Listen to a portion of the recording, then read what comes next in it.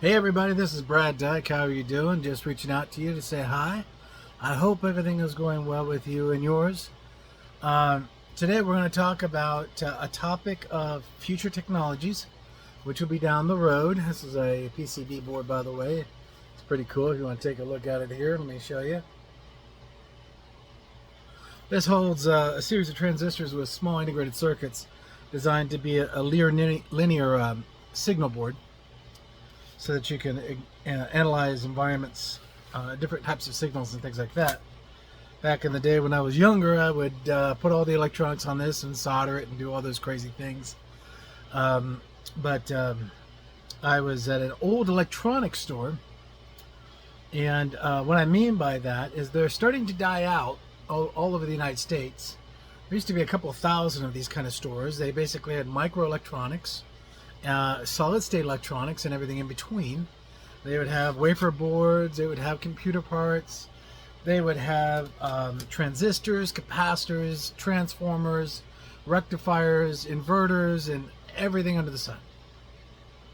The unfortunate thing about this is that when you look at the evolution of electronics, just like you look at the evolution of the horse buggy way back when, the support mechanisms for that type of technology have been slowly dying away. In other words, the people who own those stores that have that inventory, who possess all of that material, are aging out, and they're leaving the industry kind of bare. Now, the United States kind of stopped making these kind of items because they were so inexpensive, per se, like 2 pennies, 3 pennies, 4 pennies. And they would sell them for 20 cents, 30 cents, or 40 cents.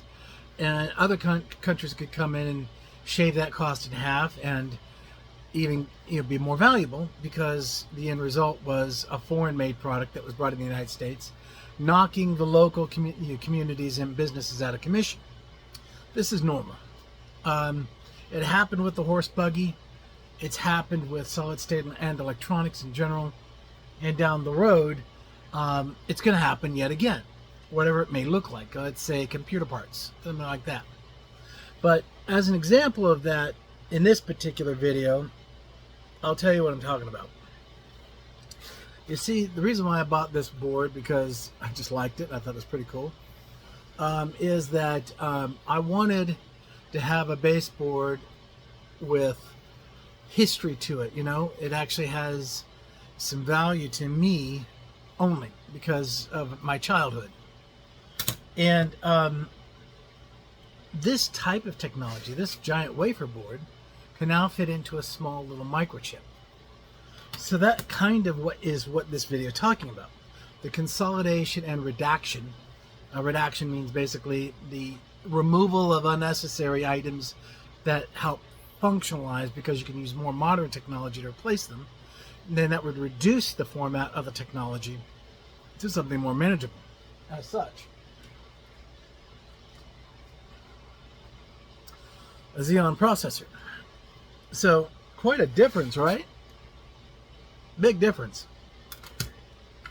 Though, if I was to give the Xeon processor true justice, I would need about 7 miles of this to do what that Xeon processor can do. Now, what and where can that technology go next? Well, let me tell you that there is a type of technology coming out which is basically known as staging. It's RAM in a way, and it's SSD in another way, and it's everything in between. Now what that basically means is, imagine your CPU die zoomed up like this, right? And here you would have a mix of CPUs, memory blocks, CPUs, memory blocks, right? So you might have 48 processors on the die, and you might have 2 very large banks of 10, let's say, terabytes of RAM. Now, for a CPU that we have today, like this one, to do what it needs, it has to have classifications of memory: L1, L2, L3, standardized RAM, and then it needs some type of a medium. In this case, in the old days, a hard drive, right? to allow you to be able to do everything you want to do. But what if we could say, all right, on that die that we have these two 10 terabyte sections. And those two 10 terabyte sections would step the memory blocks in a specific format. Now, what does that mean? Well, let me explain. You see, memory that is used for SSD, specifically memory sticks that can retain data, isn't actually that much different than RAM. Now, the important thing to understand is if SSD memory drives and RAM and L1, L2, and L3 are all truly classified as variations of RAM, then what if you could take high performance RAM and low performance RAM and be able to do it all? Now, what is low performance? Well, obviously it's not L1 or L2. L3 as well, you might as well consider. Standard RAM could be just basic RAM. But more importantly, SSD capacity could also be introduced as part of those RAM banks that you have on the die. So you have your CPU cores here, and you have a memory block here. And that memory block is going to take small sections and make L2s and L3s and L1s for the processor, so they all have their proper caching. Trust me, it's a very minor amount of memory, but it's very, very, very fast. That's the key. Then they will section off, 4 gigs, 5 gigs, 8 gigs, whatever allocations you want to give for standard memory to each of the cores, so they have their resources for RAM. That's slower memory. So we have the fastest L1, second fastest L2, and L3, the third fastest, and then we have standard RAM. But that was a drop in the bucket, because by the time you've load balanced all of that out, you still have like 9 terabytes of capacity to do and work with. So why not slow that down too and make that part of the die SSD? Now, notice that I said it was in pairs, right? I said cores here, memory here, cores here, memory here. Where is the fastest place on a motherboard that has the fastest bus?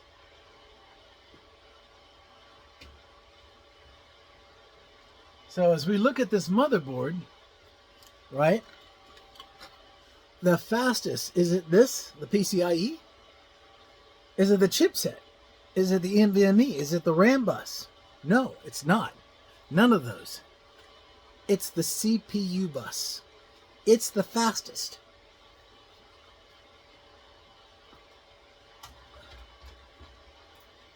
So because it's the fastest, why not bus on that? So the only thing you have left is an I/O data communication bus. Well, we call that PCIe, right? And we can split it off to do USB and all the all the sub functionality, serial ports, and all of that. But the key thing is, if this is communicating on this micro wafer, which is the size of a die, right? Basically this, and when you have that compressionary effect working inside this, its performance capacity is staggering. Now, no, it's not the equivalency of quantum computing. That's a different topic. But it is a really good point to make that in the future, what we'll see is probably a motherboard about half the size of this, about so big. You'll have a couple of I/O bus speeds. You'll have what's called a channel bus connector, which will go out to whatever form media you need it to be. All you have to do is set it up. But it will have that core processor here, and it will have the output for video here, and the voltage regulators, and that's it. That's all you need. Because the CPU contains all of the RAM it needs for the high-level caching, all the RAM it needs for its processing of the CPUs, and SSD storage capacity, pretty healthy, I would say. And you can even stripe parity those in an ECC controlled functionality, so that one batch of CPUs is checking the other CPUs, and the disks and the caches and all of that are matched exactly the same, and they mirror each other. Yeah, SMP with RAID 1 capacity. all built into the die of the CPU. Now this technology is quite a ways out, and it might not be as robust as 10 terabytes, but I think we're definitely going to see something coming out, at least for the operating system level. So I picked this up real quick for you. This is literally could be the size of this die model. It's that reduced in capacity and function, and today you see technologies just kind of throwing things into the diametrics because it's getting so small that there's a lot of space for a lot of stuff, right? Hang on a second. So imagine a processor maybe slightly smaller than this handling the workload of an entire SMP motherboard footprint. Now, no, it doesn't have its logic board here, but it would be sitting on something like I said, half the size. It would be like this, and that's all you need. Now, that leaves one other challenge in that equation, and that is input-output. Well, PCIe basically banks out its equivalencies on what we call the PCIe bridge port. This is an 8X, by the way. And you also have cards out there that are 16X. They're pretty big, or basically 4 channels of 4. But the point is that if you have such a small overall bus design, and that means the actual capacity to have input and output, that means your mouse, your keyboard, your video card, your data out, and your data's in. Now, data's in would be different now, because technically speaking, your data processing is happening inside the die of the processor now. But that doesn't mean that you don't have NFS storage, shares, services. Those are also forms of communication. Now, in the old days,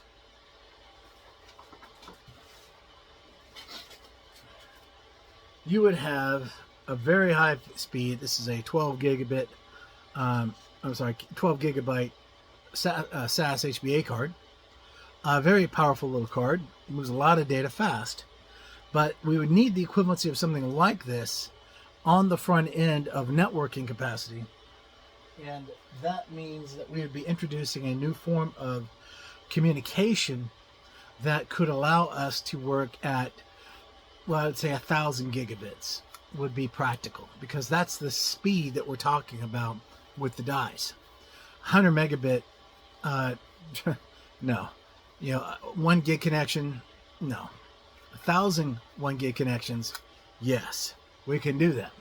What would that look like? Well, that's a heck of a lot bigger than a 10 gigabit NIC or 100 gigabit NIC, obviously, but it would be based on frequency. So what if we had optical emitters here that would plug up using a GBIC style connection that could do a multi-spectrum of 100 by 10? Well, that would be 1,000 right there.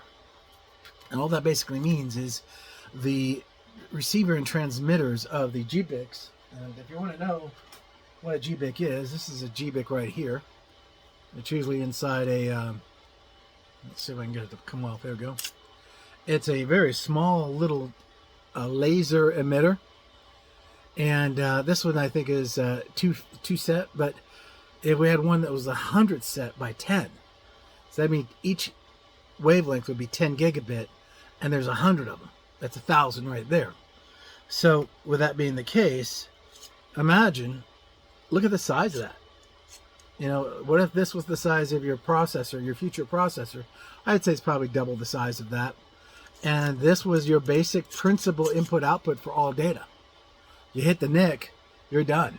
Now, with that being said, you also have video output and you have USB communication. And that begs the question, do you need a Microsoft mouse or a Delco mouse or whatever type of mouse you have? Do you need a keyboard? Do you need a display screen? Very legitimate questions. And the MMX extensions and video interface chipset functionalities already in CPU dies, well, that can do video, but maybe that video can be an XML or an Xserve or a embedded remote video connection that can be handled through the 1000 gigabit connection. It's something to think about. One potential data input for out and in. Hitting a small mux box, doing everything you need it to do. It's not a bad idea if you think about it. And fiber optics is so durable now that with Kevlar wrapping and all of that, it's just as good as a Cat5 cable as far as I'm concerned. Well, this is Brad Dyke signing off. God bless. I hope you guys enjoyed this little blurb I did. I try to do modern technologies periodically, and I haven't done anything recently. I've been doing builds and stuff. So I thought this would be an opportunity to share that with you. Well, you guys take care, and I will let you go. Bye-bye.